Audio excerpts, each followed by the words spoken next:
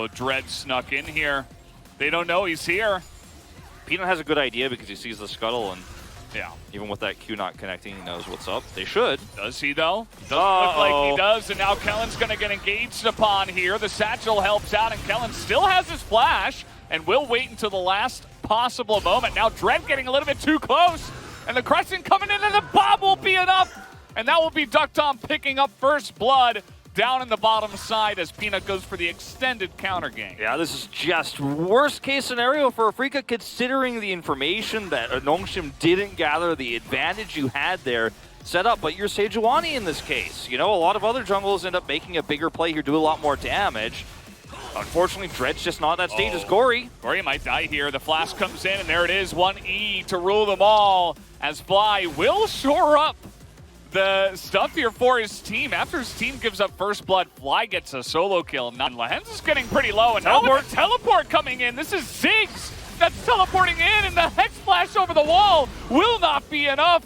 And they get spotted here on the Drake take, and now Nongshim will get the Infernal. And how about a solo kill from Rich over Kiin? What am I watching? Oh, you're watching Afrika fall apart here in this early game. And let's not forget, this is where Afrika are at their strongest, historically speaking. And I think you can really start to feel Dread being on a slightly lower impact jungle here in the early game is affecting them a lot. But it's the power of the Ziggs, really, and that extra damage and his ability to do damage over walls that's actually gotten him 2 kills.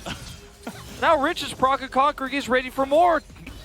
Dread will just smite. He gets the better smite here off of that play, and he just says, okay, maybe we can use that for the next fight. Yeah, Ducktom doesn't have teleport, is going to back here after clearing that wave, and Afrika not really able to get the Herald nor gain any advantages on the map, unfortunately, outside of that, because they don't have enough control over the top side, even with Dread lurking here. Now, this is a bit of a bait. Yeah.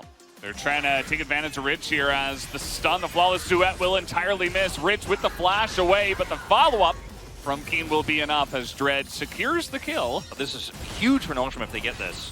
Flies TP. And I think the second they see Peanut, they could call for it in the top side. There it is. Fly coming up here, as well as Gori, I believe.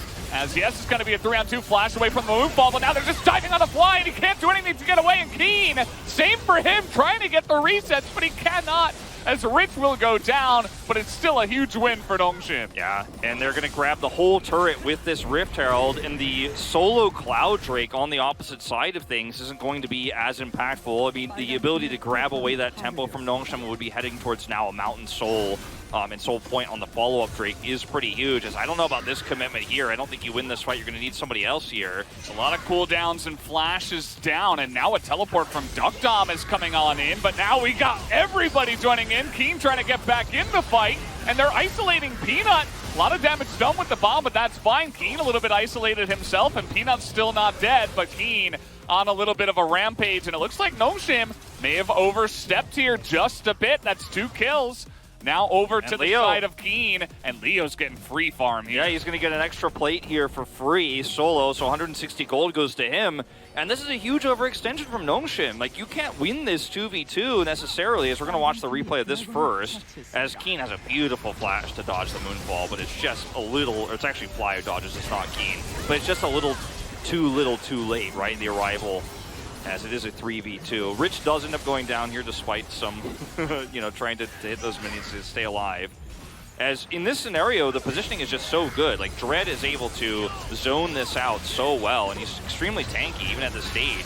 Every part of this for Afrika is so well played, and Nongshim lose teleport here, advantage for Ducktom, and just a lot of gold going over, really shoring up the disadvantage you had from losing the turret in itself. It's pretty gigantic. It's a really nice XP leap here for Kiin as well. It was basically a Viego playground, right? He's teleporting into 3 people that are scattering around with no flashes and no ability to get away from him. He's going to have a fun time. As Kellen, a little bit of a face check, and all of a sudden this game turning around, but is it the stopwatch fate? We got the Wombo combo coming in from the Yasuo and the Diana, but it's still not enough to kill anybody. They're facing the Viego and the Ryze specifically. Just giving them a lot of gold to actually be useful, as they saw Peanut. I mean, they saw him use his ability, right? So They call his bluff immediately. They say he's probably in here. Let me dash into this brush, and that's just another free kill.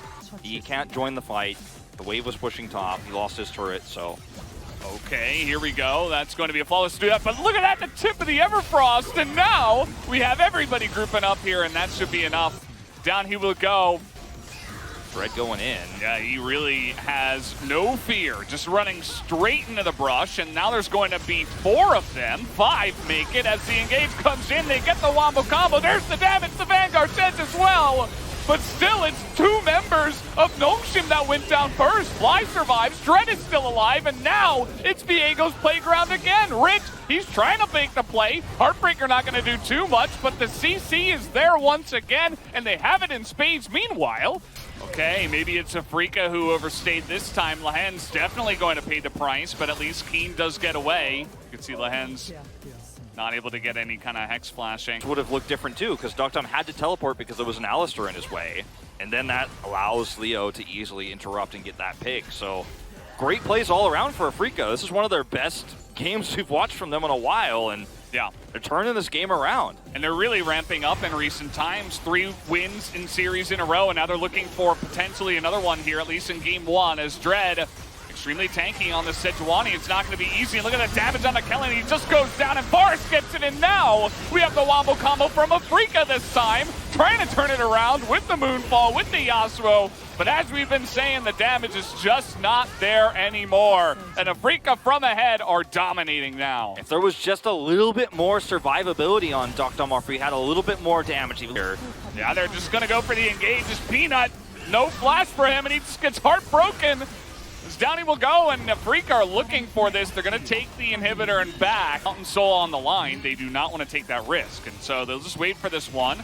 Complete no whip. Damage. Yeah. No vision here. Leona's got a better angle here. They're trying to burst down Leo, but they can't quite follow up. He just flashes away. And the Moonfall is just...